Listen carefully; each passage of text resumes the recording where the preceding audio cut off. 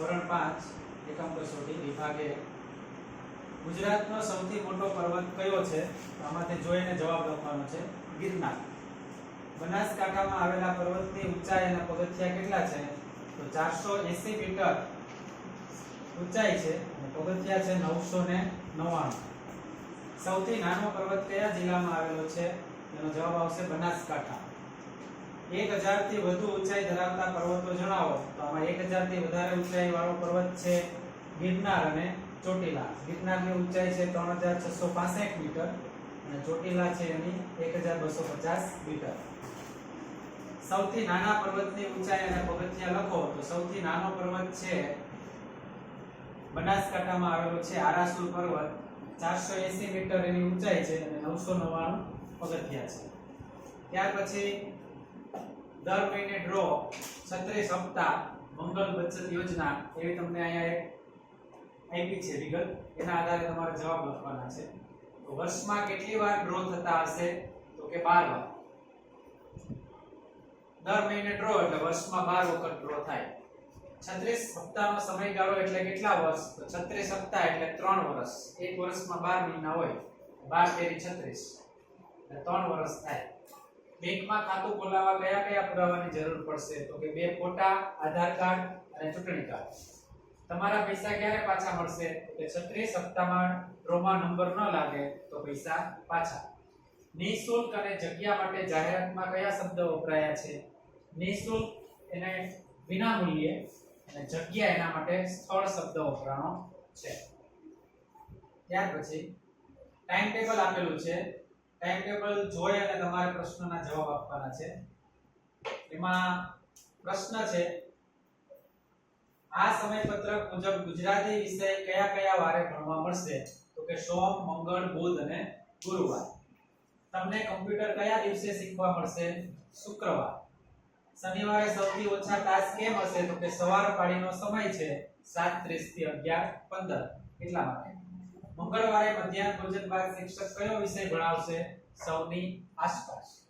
જો બાળકો બુધવારે રંગ પૂર્ણી કરશે તો ગાયન અને વાદન ક્યારે કરશે? તો કે મંગળવાર અને ગુરુવાર. એ સમયપત્રકમાં જોઈ અને જવાબ લખવાના છે. ત્યાર પછી પ્રશ્ન બીજો, 8:30 સુધીમાં તો ભીડ થવા લાગી. તો 8:30 વાગે લોકોનું ટોળું એકઠું થયું. એનો જવાબ આવશે એ પુરુષ એકદમ તાપતીપ વાળો હતો એટલે તે માણસ એકદમ સુઘડ હતો. તેમની વાત મારા કાને પડી એટલે તેમની વાત મને સંભળાઈ. મારે આ વાતમાં પડવું જોઈએ એટલે મારે આ વાતમાં રસ લેવો જોઈએ. મારી બહેનપણીના પાકીટમાંથી કોઈ કાર્ડ તફડાવી ગયું એટલે મારી બહેનપણીના પાકીટમાંથી કોઈએ કાર્ડ ચોરી લીધું. નર્સિંગ એપાર્ટમેન્ટમાં આવતા બંબાવાળાને વાર ન લાગે એટલે બંબાવાળા તરત આવી ગયા. વસંતરાય બિચારા ગાભરા થઈ ગયા એટલે વસંતરાય બહુ જ ગભરાઈ ગયા.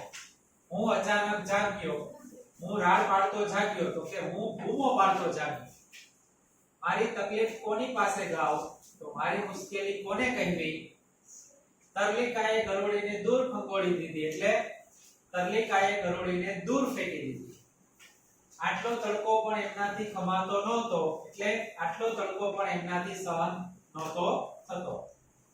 તરલિકાના બાને તેને પરણાવવાની હોશ હતી એટલે તરલિકાના બાને પરણાવવાનો ઉમંગ હતો. એમના કાન કૂતરા જેવા સરવા એટલે એમને ધીમેથી બોલાયેલું પણ સંભળાતું હતું. બાપુજી ઉંમર થાય છે એમ નાના ને નાના થતા જાય છે એટલે બાપુજીની ઉંમર હોવા છતાં દેખાતી નથી. એણે હકારમાં ડોકું હલાવ્યું, એણે માથું હલાવીને હા પાડ્યું. ત્યાર પછી પ્રશ્ન 5 ત્રીજો વિભાગે કૌંસમાં શબ્દ આપ્યા એ તમારે શબ્દો અહીંયા ગોઠવવાના છે. ઝાડ પર વાંદરા કરે હુપાહુપ, ફળ ફૂલ ખાઈને બેઠા ચૂપા ચૂપ. મેહુલિયા ધરતી પર ખૂબ વરસ, જીવજંતુઓને લાગી તારી તરસ.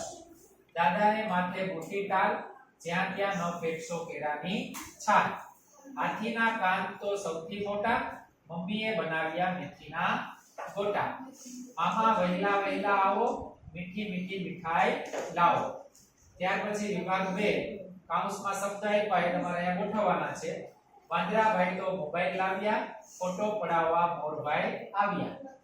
ગાવલડીને માથે મોટા શીંગડા, માછલીને શરીરે કેવા પીંગડા. મારા ઘરે છે સફેદ ગાય, વહેલી રોટલી ચડવા જાય. એવો રૂડો મારો વીરો, જાણે મોંઘો મૂલો હીરો. ગુજરાતનો ગરબો કેવો ન્યારો, દેશ વિદેશમાં લાગે એ પ્યારો. એવી રીતે વિભાગ 3 એના શબ્દો આ જે ઉપર આપ્યા એ તમારે ગોઠવવાના છે. પર્વતને માથે મોટા ઝાડ, ખેતર ફરતે કાંટાની વાડ. મને ભાવે મીઠા લાડુ, ભેંસનું બચ્ચું તે પાડું. લેસન મમ્મી રોજ કરાવે, ના કદી એ મને ડરાવે. બિલ્લી માસી આવી, ઉંદર સેના ભાગી. ખાવામાં છે ગુણકારી કાકડી, દાદા પાસે નાની લાકડી. એવી રીતે વિભાગ 1 પ્રશ્ન જોતો એમાં તમારે પહેલા, અત્યારે અને પછી એ પ્રમાણે વાક્ય બનાવવાના છે. ગઈકાલે અમે પિકનિક ગયા હતા, તો અત્યારે અમે પિકનિક જઈ રહ્યા છીએ. આવતીકાલે અમે પિકનિકમાં જઈશું. હું ભજન ગાતો હતો, હું ભજન ગાઈ રહ્યો છું, હું ભજન ગાઈશ. ગઈકાલે ચેસની સ્પર્ધા થઈ હતી, અત્યારે ચેસની સ્પર્ધા ચાલુ છે.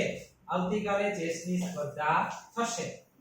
એવી રીતે બીજો વિભાગ, અમે પ્રવાસમાં ગયા હતા, અમે પ્રવાસમાં જઈએ છીએ, અમે પ્રવાસમાં જઈશું.